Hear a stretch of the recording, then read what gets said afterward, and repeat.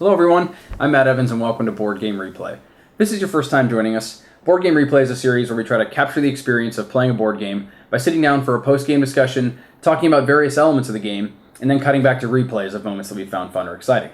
Now today we're going to be playing one of my favorite games, Chaos in the Old World. Now this is a 3 to 4 player area control, area domination style game and takes place in the Warhammer Fantasy universe. And actually, we're able to add one more player to this by adding in the Khorne Rat expansion. So we're going to have this a full 5-player game today, which I'm really excited about because we've never played that before. So we're really looking forward to that. Now, I'm going to give you guys a brief rules overview of this game, just to cover the basics so you kind of know what's going on for our discussion. But for those of you out there that already know this game and you don't need an overview, I'm going to give you a link as usual right up here. You can click that, skip to the main part of the video. Alright, so in this game, each player is going to be taking control of one of the ruinous powers of chaos. Basically, you're going to be playing as gods in this game, and all these gods pretty much want the same thing.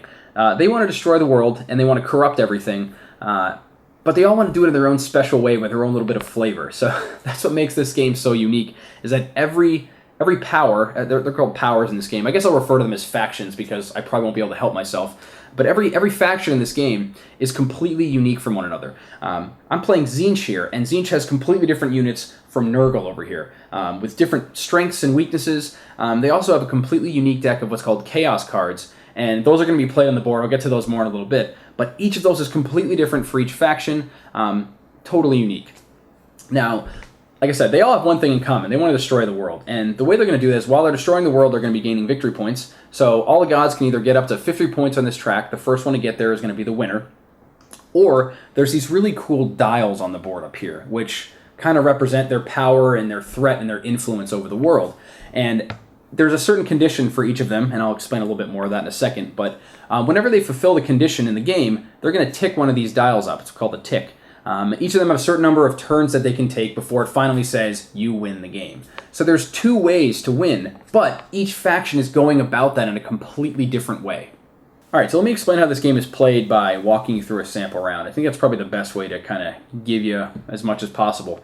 So the first phase of the game is called the Old World phase. And basically we draw this card off the top of the deck here in the Old World deck, and this is basically going to do something. It's going to change up the game a little bit. It's going to add some maybe additional tokens to the board, add something negative to us. Usually it's negative. Just something's happening to the world and it changes things. But this one, for example, says meteor showers. And we place 3 warpstone tokens in different regions of the board. I'm not going to do that now just for the sake of simplicity, but that's just an example. Some tokens come out and change things around. So now we move on to the draw phase. This is pretty straightforward. Everybody pretty much draws 2 cards, and the Tzeentch character draws up to 5 cards in his hand because he has a unique draw ability. So I'll put a couple of cards in my hand here as an example. And we move on to the summoning phase. This is kind of where the majority of the game happens. This is where you do everything. Now everybody on their power sheets here, and hopefully you can see this there, they start with a token that represents where their power is at. Most of them are 6 or 7 at this point in the game. And you basically pay the cost. You take 1 action on your turn by paying its cost, and then it goes to the next person in clockwise order. Now, if you notice the way the table's set up here with the factions here, or the powers in this specific order, is deliberate, and that's the turn order of the game, and it never changes. All the factions are actually balanced around this turn order. Khorne going first because he's all about killing units, and he basically gets to attack first every round. He gets to do a lot of things first, which gives him kind of his special powers, and everybody else is positioned accordingly. Now, so Khorne would start the game out, and he could spend a power point and say, all right, he's going to spend a power point to place one of his blood letters. We'll spend 2 power points to place one of his blood letters on the board. So he's going to take one of his units, and he's going to stick it here in the Empire. And then Nurgle can spend a point to summon a cultist. A cultist goes over here, which would be really dumb. No one would actually do that, but I'm trying to give you a sample round here. All right, now I'm going to take my turn, and I'm going to actually play one of my Chaos cards. And this has a cost of 1 in the top left corner, so I'm going to pay the 1. And it says, the Meddling of Skaven. When you play this card, choose an opponent with figures in this region. That player must discard 2 Chaos cards from his hand. Now, all the regions of the board have 2 slots for cards, basically that fit these little mini cards. So I can place one of them here onto the Empire, and that leaves 1 space open for somebody else to play something or me to play another one. But basically, every space on the board has these slots, and you can play them. You can play cards there to either help you dominate that region, which I'll get to in a little bit, or basically trigger some special ability, make your units stronger, make their units weaker, maybe add some corruption to a space, a bunch of different stuff, but it's kind of all, again, they're all unique to each individual deck and what they're doing. So I've played that card here, I've paid for it. We move on to Slaanesh. Let's say Slaanesh places a cultist here, they spend 1. And we go over here to the Khorne Rat, and I'm, just for the sake of simplicity, again, I'm just going to stick some random units on the board here. Yeah, I'll put this guy, I'll put him up here. Now that the Khorne Rat's gone, now they've got to the end of the order, it's going to go right back to Khorne. And this is just going to keep continuing around with everybody spending their power points until they hit 0. So once somebody hits 0, they're done for the round. They basically sit out, and then everybody else continues in the same clockwise order. So just for the sake of simplicity, I'm going to pause it here. I'm going to fill in some more units and cards on the board just to save time, and then I'll jump to the end of the round and show you how this all resolves. All right, so let's assume that's the end of the summoning phase. Everybody's placed their units and cards where they want them to go and run out of power points, so they're done. But one thing I want to mention is that whenever you're summoning units, whenever you're placing them or paying the cost, you have to place them in a space where you already have units already or adjacent to that region. So you can't just place your units wherever you want. There's definitely some strategy in kind of how to place your units to spread around the board a little bit. So I just wanted to mention that so it makes a little bit more sense.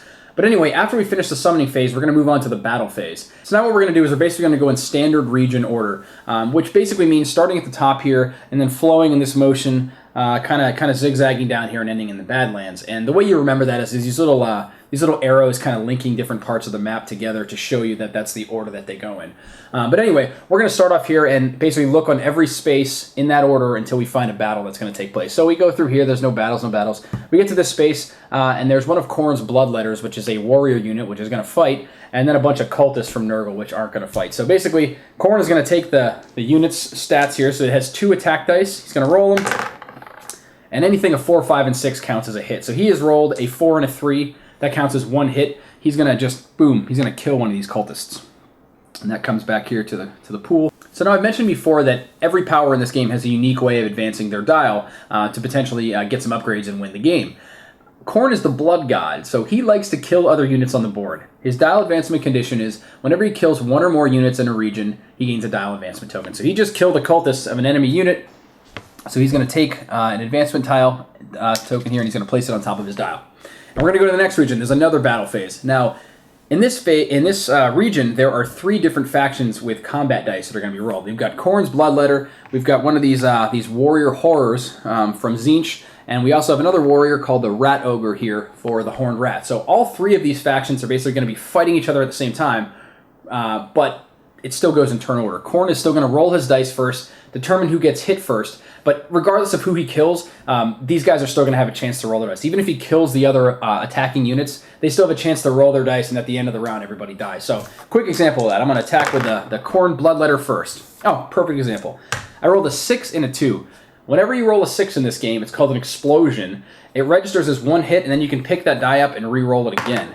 So I've re-rolled it, and I've rolled another 6. What is going on? That's 2 hits, and I'm going to roll it again, and I got a 4. So that's 3 hits that I just registered with that character.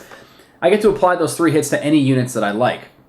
So I think what I'm going to do is I'm going to apply, this Rat Ogre here has a defense of 2, so that counts as 2 of my hits. I'm just going to tip him on its side, and then I'm going to kill one of these cultists, and I'm going to also tip that on its side to represent me killing all those units.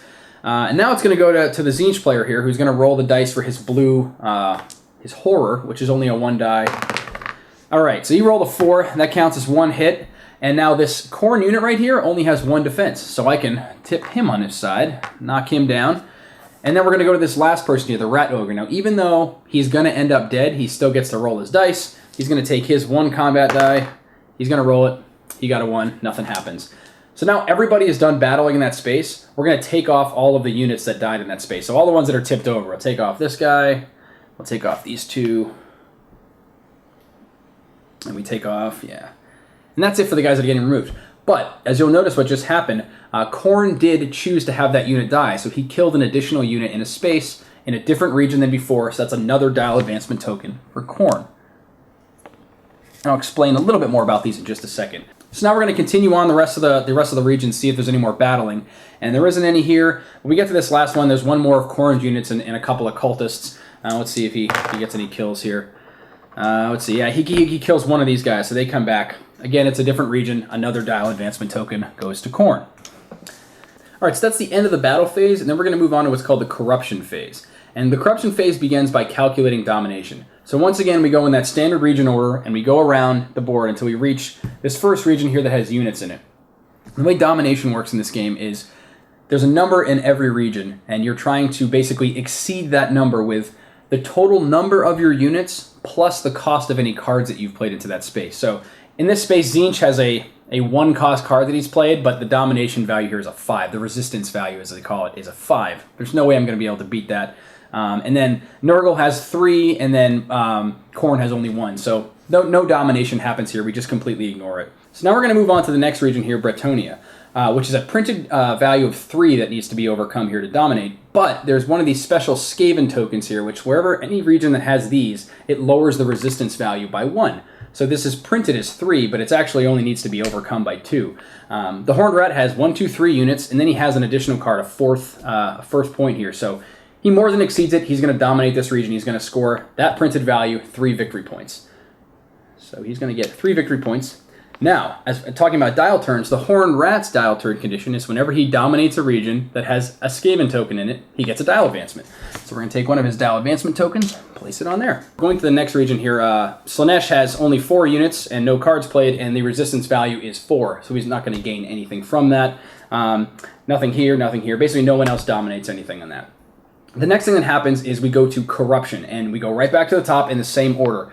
We go through the same thing, and basically we stop at any spaces with cultists. And this space right here has 3 cultists, so we're going to take, for each cultist that's there, they're going to corrupt 1 token. So we're going to stick 3 corruption tokens from Nurgle on this space. Now Nurgle's dial advancement condition is whenever he places 2 or more corruption on the space in a populous region, which these 4 spaces of the board are all called populous, I have a little subtext there, he gains a dial advancement. So now Nurgle is going to gain a dial advancement. All right, and we go to the next region here, and there are 3 cultists from the Horned Rat in here, but the Horned Rat is a little bit different in that their cultists don't place corruption, so we're going to ignore those guys. We go down here, and Slaanesh has 3 cultists here, so we're going to place 3 corruption tokens here. Now the Slaanesh dial advancement condition is whenever you place 2 or more corruption in a space where there is a noble token. A noble token is this little crown. He's fulfilled that condition, so he's going to get a dial advancement token as well. We go here, and then there's going to be 1 corruption from the Slaanesh coming in here, and then 1 corruption from Tzeentch. Neither one of them are getting a dial advancement condition because they don't fulfill it. And then there's 1 more cultist up here. I'm going to place 1 corruption token on that as well. So that's pretty much the end of the corruption phase. Now it's important to note, as you're placing these corruption tokens in these individual regions, during this phase, if any region actually hits 12 or greater corruption tokens, combining the different factions' corruption for a total of 12 or more, it's going to become ruined. And whenever a region is ruined, you're going to flip the next card here in this little ruination deck, and everybody who has any tokens for corruption placed in that space is going to score a bunch of points. And then at the end of the round, the first and second place corruptors, I guess you call them, are going to gain some additional points as well. So that's a way to score some big victory points in this game. So now we go to the end phase, where everybody basically takes back all their chaos cards that they've played on the board. Any old world effects from this deck here that are supposed to trigger will happen now. Then you're going to score any ruined regions like we talked about earlier. Some of the tokens might have some effects that happen now. But most importantly, you're going to go to this dial turn here, these threat dials. And every player that has at least one of those tokens on there is going to advance their dial to the next level. And the player who has the most tokens advances theirs an additional tick. So they get 1 tick for having any of them on there, and then an additional tick because they have the most out of all the other players. And if there's ever a tie, nobody gets that second tick, which is definitely something good to help control. Like someone like Khorne, he got 3 dial tokens on there just because he killed 3 units. It's a very simple dial condition, so you have to find ways to control them.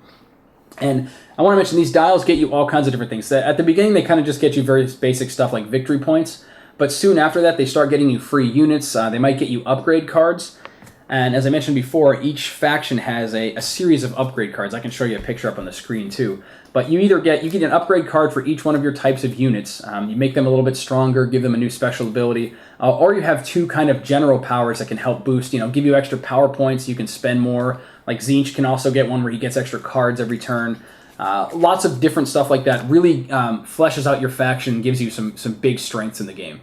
So that's just about everything. And at this point, you're going to check for any end game conditions at the end of the round. If somebody's finished their dial, they've gotten all the way, it says victory. If somebody has 50 or more victory points, if 5 or more areas are ruined, or if the old world deck runs out and we all lose the game, basically there's no winner at that point. That's rare, but it does happen occasionally. Hopefully that helps give you a pretty good idea of how this game works. It's basically these 5 different factions playing cards, kind of manipulating each other's units and powers to try and either dominate regions to get those points or fulfill those dial conditions to advance your dials and get more upgrades. There's a lot of different paths to victory in this game, and you always have to be thinking on your toes because there's so many different ways your opponents can counter you. But really exciting game. I think I've said enough at this point. Certainly, if you have any questions about this game, feel free to ask them in the comments below or shoot me an email. I'd be happy to help clear them up for you. Ooh, one last thing I want to mention. Actually, if you're interested in picking this game up, I highly recommend checking out the Universal Head Guide for this game. I'll put a picture of it up here on the screen. These guys make these amazing guides, just condensing all the rules. The entire rulebook, like 95% of the rulebook, is condensed to this 2-sided sheet that you can take with you into the game. It really helps cut down on rulebook stuff. I mean, it's not a very complex game in that regard. It's just that there's a lot of little sequences you need to make sure you follow, and that guide is the perfect way to do it.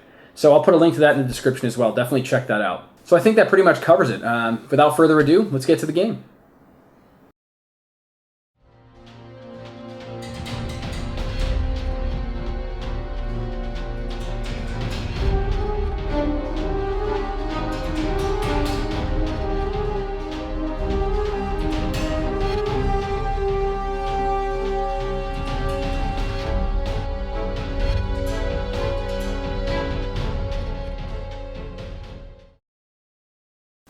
Hey, guess what? Did I actually win another game? You won another game. Another? Game 2. I think it's the second game I've ever won. What was the other one you won? I don't know. It's too hard to remember these things. Severely lose this game. I'm jazzed about that. Actually, all in all, that was a pretty close game. And most in all. Yeah, boy. Why don't we, Jeremy, you want to start that off? You're pretty much, like, our victory points are really, really close. I just edged out a victory over Michelle. Everybody else was right there. Isaac was 1 turn away from winning. Really close. And I had 23 points. All right, but Hooray, I have to say, like, from watching him play that character, which none of us have seen or seen play out, we've all played this game multiple times and seen how everybody else plays their characters and the characters they like. That has never been played before, so you had to learn that kind of from scratch. I mean, it wasn't all that. It wasn't necessarily too hard. It was just I had a really bad, unlucky start, and I think wasn't able what you mean to say is I had a really lucky start. Well, yeah, same, whatever. One way or the other. Yeah, that was a rough start. There was definitely some unlucky dice rolling, which probably cut back to that. That's a good one to start with. Let's do it. So you guys both first. Technically go. Yeah, you're first. 6 explosion. 1. That's 1 hit. Don't do. Please do 3 hits in a row. Oh, do it! There's no way you're gonna roll another 6. There's no chance. Even a hit would be good. That's a hit. That's 3 hits. You're dead. 1 hit. Did you kill him too? Yeah, we both died. Oh, But wow. still, Jeremy died. 1 die? 1 die. Are you kidding? Man. That's out of control. Out of control. So yeah, my vermin lord died to a 1/1 creature. That's pretty good. That's a point. Like the Nurgle warrior creatures, the plague bearers, are just supposed to be a cheap unit that you throw around and don't do much with. They're just basically a cheap combat unit that you throw in, and the 1 cost unit. It took out your most powerful unit. I mean, that's what's that called? Your greater demon. Yep. And not only did that, it made me not dominate the zone, which I also had a card that says if you dominate the zone, gain more.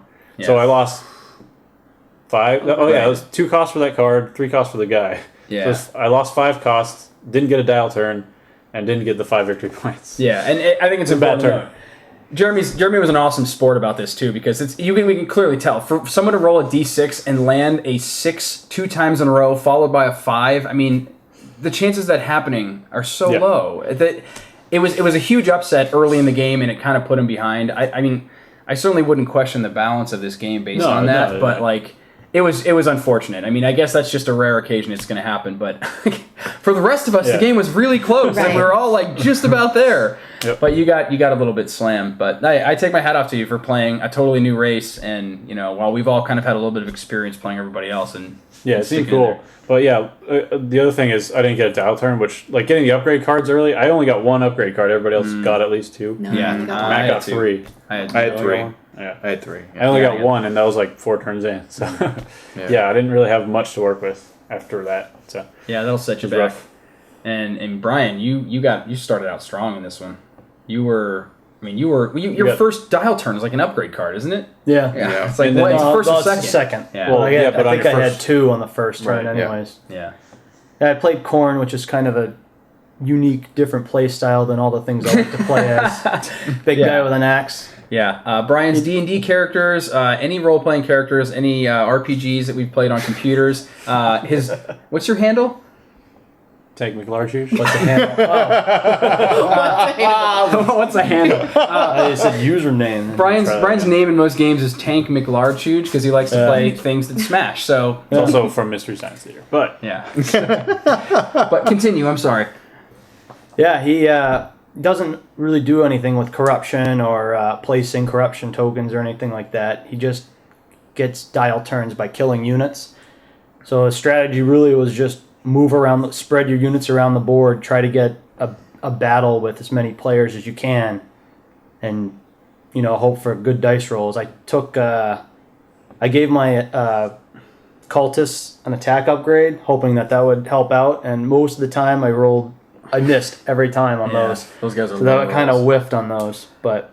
Well, honestly, you're at 41 points with Khorne. You were what, 2 ticks away from winning, and you were 9 points away too. So you were still in there. It was a close game. I put summon cultists in all the areas at the end, so I could just dabble in the corruption at the end. Yeah, you and I actually had a really good battle up at the top here. Early in the game, I had run away and kind of just cornered myself, and I was like, I'm just going to get all these 3 areas, I'm going to corrupt them, get all these dial turns, and you had another plan for that. Ryan, you're up. Would have played the Blood God's Call.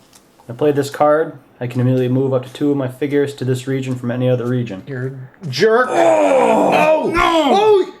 Yes! No! I was just about to play another card there to lock you out. That's so bad. That's so bad. Damn it. God, that's all I was going for was just throwing cards down. Brian, I'm really not happy with you. Yeah, Khorne's like the equalizer for players trying to get like a set strategy and corner themselves in. I feel like most of the time I never targeted one person. It would be like, this turn I got to stop this time I got to go here. Yeah. We've played before where somebody, I think it was Jeremy, cornered himself in here, and then mid-game I was like, I'll go get him, and then I couldn't even get past here. Yeah. It was unstoppable. So stop that, then go after Isaac, go after Michelle. Yeah, being able to teleport around is very helpful. Because normally you can only move to adjacent squares, so being able to just put your place, like he has a chaos card. You can play on any space and move units to that space. So that's so good. Yeah, that changed up my whole beginning. I was like, oh god, I totally forgot you can do that, and you just came up there and started wrecking me. I mean, I think it's cool. Part of your strategy all you need to do is kill one guy for a dial turn in a spot, and like you said, you like to slow down other people's strategies. Most of the other strategies in the game are based on cultists and getting dial turns, so they're the easiest units to kill, and they don't attack back. So you can just walk around cutting down cultists with ease. That's just really cool. So Jeremy and I just basically had a very similar experience to Matt and Brian, where we kind of spent most of our time up in this area fighting over, what is this place? Estalia? Because Nurgle's dial advancement condition means that he has to be in a populous area, and there's just a few of those on the board to get dial turns. So I was trying to get those, but then they also had Jeremy's dial turns, and so we just spent a lot of time annoying one another. I think so. What? Oh, that makes sense. I was being nice, and then you have to go and do that? You weren't being nice. You're encroaching on my territory. I didn't do anything. You let me down. All I did was move them there so I can be adjacent to other zones. Cool. So you just want me to kill only you this whole game? That's right. It's working out for her. I was trying to move away, and you had to come follow me. here. I think there's going to be a little. I think there's something going on around There's this. going to be a fight here at some. This is- Michelle's in before you, so she's going to roll first. It's actually 1-2 dice. not very Michelle. good in Michelle's favor. Wasted my sixes. Oh. 0 hits. You used the wrong dice. Khorne God, dice. everyone.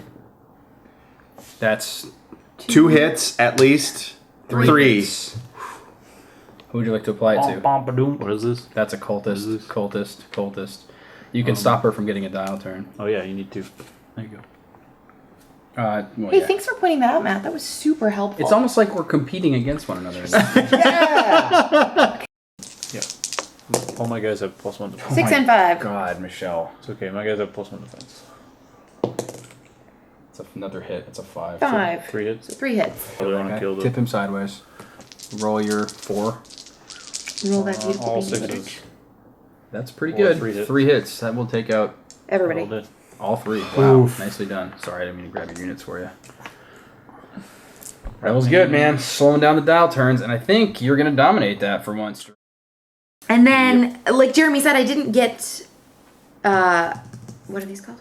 Upgrades. I didn't get an upgrade until like 3/4 of the way through the game. But then the one that I got was really fun. And it was, I can just drop the big guy and he throws down 2 corruption tokens, which also gave me a dial tick and then gave me another one, especially in this area here. So that was good toward the end there. And I think is what pushed me over to almost Yeah. win. You were 3 points behind me. That was really So close. close. Isaac, you and I we were really close. We never even fought each other. I know, But that's the thing. We never even touched each other. I was nowhere. We were on opposite ends Oh, of these- the yeah. world. Neither But of Matt you spent the guys. whole game saying, get Isaac, get Isaac, get Isaac. And throwing like a card in my direction. So I found myself kind of just camping out over here and fending off a fight every once in a while from Brian. That was fun. Yeah, man. That Well, it's didn't because you had happen the very noble often. things.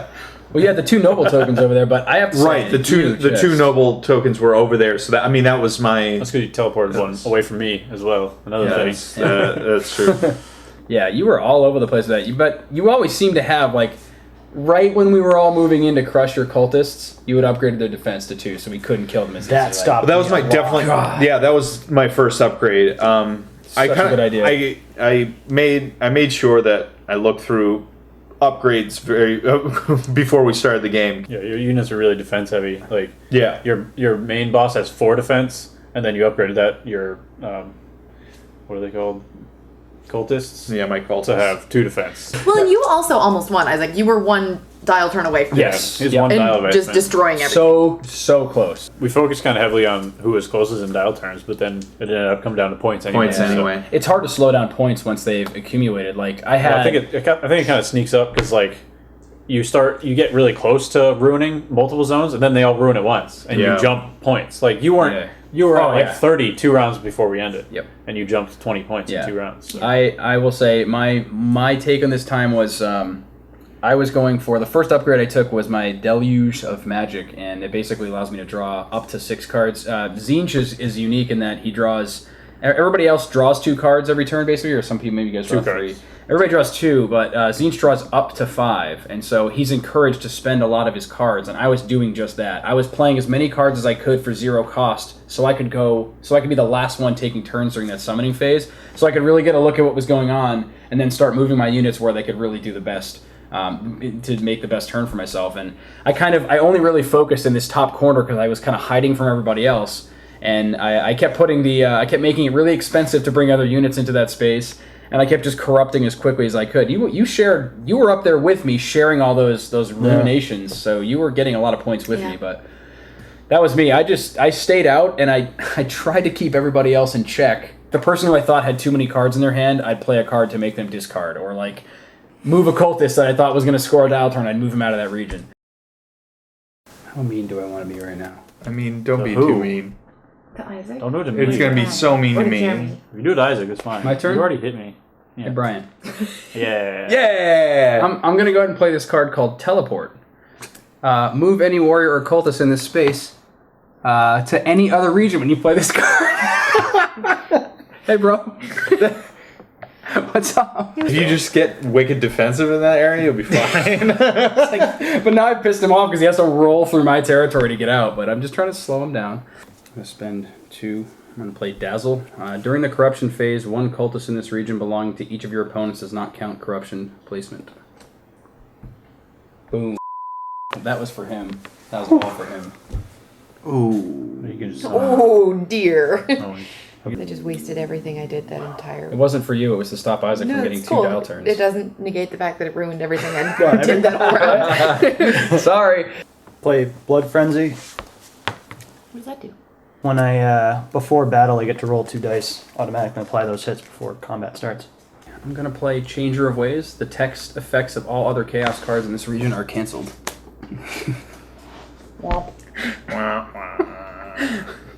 Brian, you and me are just like at it right now. It's just like back and forth. Man, Isaac's turn. That was going to be a really nasty card, that though. was supposed to be all cool. Yeah, I really enjoyed this game. I was saying during our game, which was completely misconstrued, that I think it's awesome that you totally dig this game because you don't Because I'm a usually. lady. This had nothing to do with it. It never came out of my mouth. Damn. Something about stretched skin over a board. I remember approaching this, but I was like, yeah, with this game, the theme is a little dark, and it's kind of a medium to heavy style game, and usually You were very hesitant, like, to approach me with this game, and it had nothing to do with your gender. It Jam was it just out here. a matter of it was like, hey, it's kind of a heavy war. It's a war game almost. Like you're a lot of it's area control. It's kind of a war game. It's ultra competitive Super in competitive. multiple It's multiple definitely areas. Yeah. generally not a game that I like or am attracted to. Yeah, And so this is the second time that I've played, and I've done well. you've both done well. times. You won the I last won game. the first one. I won the first one that I played, and then did well again this way, which is just not how I usually roll. Which again, Yeah, you've adapted Yeah. to this well for being like kind of a lighter gamer for the most part. If you played it twice, we've played it a bunch of times. You know, you caught on pretty quick. Yeah. You know, Well, it and looked there like were- most of your moves would happen. I'd be like, oh, I'm going to go here. I'm going to go smash her. And then you put cards down. Like, well, never mind. Let's I go think- somewhere else. honestly, my favorite moments of the whole game were when Matt would do something and then watching Brian's reaction. I know nothing about.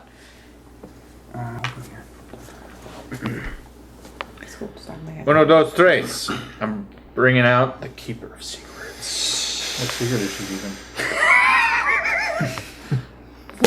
I like the reaction of Brian. Why is that? That's Brian- the most satisfying reaction ever. Wondering if you did the right thing, and then someone being like, "Son of a!" Why? What did you do? I just moved that cultist to there. I resummoned him. Oh, you're a cultist. Oh, Yeah. got it. So we can't kill you. Oh, he's very much still going to kill me. I was It's trying just to only got one slow die. him I down was a trying to maximize the Murders? amount of possible dial tokens I could Right, earn. right. Every time it happened, you were like, that is so satisfying. But Oh, it was, yeah. I think it was satisfying for everyone just to see like that one move can just Yep. destroy someone's entire way of thinking. I think it's important to note after that it's a good idea to just take it for what it's worth and not get upset at any of these things happening. Oh yeah. You could probably look back at some of those. Yeah, Brian was Let's look at reacting. you keeping your cool, man. I'm gonna play Temporal Stasis. The cost of your opponents to summon figures and play Chaos Cause into this region is increased by 2. Damn it! Brad, I thought we weren't gonna have strict reaction. Oh man, that was the best reaction yet. This has been the most satisfying game for you just based on Brian's reaction. What the hell was that? I've never seen. I was about to teleport some up there. Get some free cultists. Oh man, I'm so glad I played that when I did. Woo! Yeah, that was. I mean, I know you weren't actually upset, but man, you really. You were just gonna come up there and just clean house on all my units, and That's I but shut this you down. game like really gets you like that. I mean, there was Yeah, dude. there were a couple times this game which we won't go back to, and last game where I just rage-filled words of love and light. If I clean it up earlier, there's not much of a sentence there, so You can just see. It's just, yeah. Oh yeah. I mean, it's The biggest. I you think get into this game, man. so true. I think the biggest thing is the restrictions on playing only 2 cards per zone. That's where like because everybody's like, oh, I got this really good card I'm Yeah. gonna play, Oh yeah. and then the space is filled. What do I do now? You can't do everything you want. There's Yeah. turns where I want Yeah. I'm going to send a guy here. I got to send something here. I'm going to teleport some people around.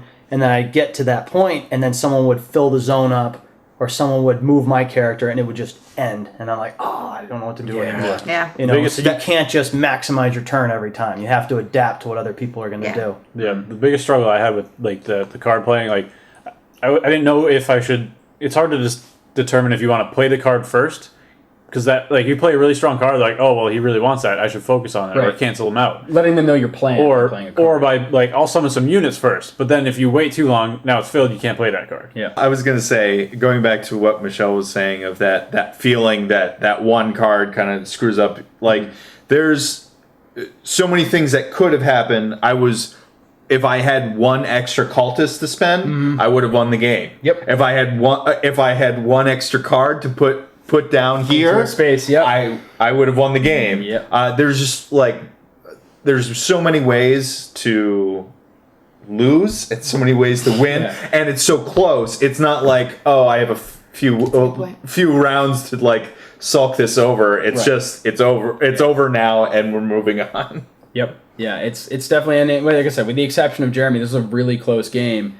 And like one thing can just change the entire. I don't mean to keep. I'm like, Jeremy sucks. The worst. I'm just we explained why it was really It was really It doesn't. It's awesome, and it was. You still had fun. Yeah. Oh yeah. I mean, it's such a cool game. There's so much going on. There's like 5 totally unique races, like with their own units and abilities, and like look at this map. It's awesome. This is our first competitive game after a long time. We've been getting along the last 2 games, and this one was very. We decided to go yell at each other again. It was great. Yeah, you guys got a little intense there. We got a little it was hot. like a lover's quarrel for a second there. We got a little hot at one point where with the lighting in here, you can't really see it because there's a white balance filter on, but like.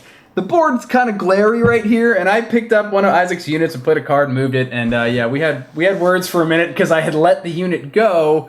To be fair on that, since we're all friends, we play games in a rather lax way, where like, oh crap, what I meant to do was this. We're cool with that. It didn't really make any changes, and we're okay to run those kinds of things. Yeah, screw that chess rules. Right, chess rules. All of a sudden, in the last turn, it was chess. I'm play teleport. Move any cultist or warrior in this region to any other region when you play this card. That helps him. How? You put it down. Shut up. Oh, he has a cultist. You put it down. Shut up. Oh, come on. I didn't know you had a cultist. You put it down. Shut up. No, I veto it. You put it down. Shut up. No, absolutely not. I will do it if you were going to be mad about losing over it. But I'm saying that from my view, I have a huge glare of this whole section of the board. Literally, if you can see where I'm saying it, there's nothing but glare. This looks like a space. Whatever. This looks like whatever. Why would I place 2 of your units there? Whatever. Move on. How about this? I will take my card back. Just so there's no confusion or hurt, I'll play a different card that says you must discard 2 chaos cards from your hand. Totally different play. Totally separate play. Brian's like not even a part of it. Isaac's disguising his units down here stealthily. Yes. No. Yeah, my purple units. They're really hiding in the middle. I think that was fair compromise. That's what I think about. I think that was fair compromise. I kept his units where they were. It's your turn, baby. Yeah, I'm aware. Thanks. Rules. I love that. It was the last round. Like tensions were so high that like I moved it and I let go of a piece. Like I just let go of that piece and you were just like, nope, you let go. It's done. I was like, whoa. I'm like, what are you? I don't want to win like this. I'm going back. Well, we were like a married couple for a minute. I was like, well, not like this. I don't want it. Yeah, for a minute. That's the only time it's been like a married couple.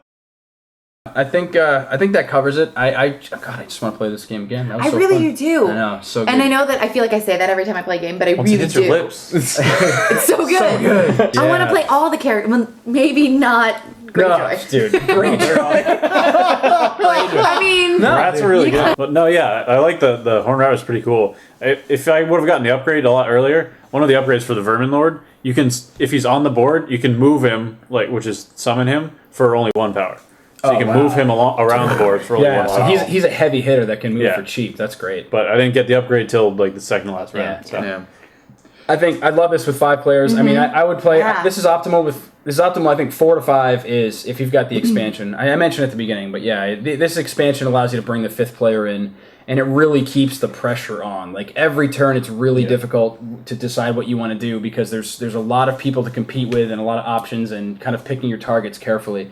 But I mean, we played with 3 the other day. 3's good, but it kind of allows you to. It allows you to kind of sit back a little bit more with 3 players. But like 4 players at least and 5 players is. I mean, I think it's even better with 5. I like 5 the most because there was so little. Oh, you had lots of targets. Empty, right? Well, I mean, but there was so little space to just sit by yourself. I mean, not a lot of people touched the Empire, but it was so easy to move there because everybody was nearby. Yeah. People kept going there, but everyone would wipe each other out. Anyway, hey, well, I think that wraps it up for us. Thanks so much for watching, everybody, and we'll catch you again soon. Yay! Bye. Bye. What did you just do? Brought a. I mailed her a blood letter. Huh?